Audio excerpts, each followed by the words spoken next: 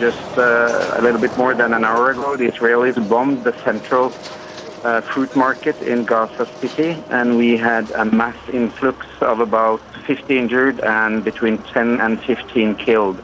At the same time, they bombed an apartment house with children playing on the roof, and we had a lot of children also.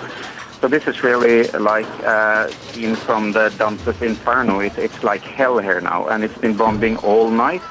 Up till now, close to 500 people have been killed, and the number of casualties is getting to 2,500, of which 50% are children and women.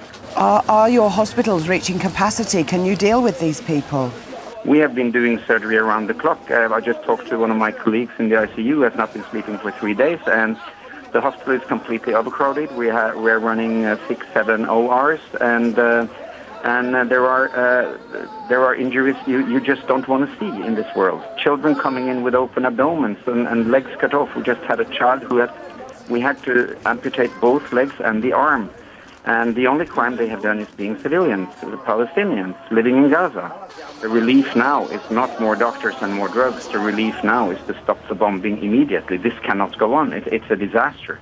You've talked about the civilians, the women, the children, the men who aren't involved in this, but are you also getting casualties that are Hamas fighters? To be honest, we came on New Year's Eve in the morning. I've seen one military person among the tens we have, hundreds that we have seen and treated. So anybody who tries to portray this as sort of a clean war against another army are lying. This is an all-out war against the civilian Palestinian population in Gaza, and we can prove that with the numbers. And you have to remember that the average age of the Gaza inhabitants is 17 years. It's a very young population, and 80% are living below the poverty limit of UN.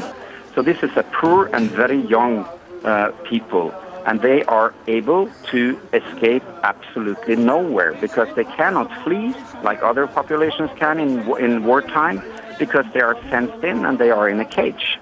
So they're bombing 1.5 million people in a cage, and young people, poor people, and you cannot separate between the civilians and the fighters in such a situation.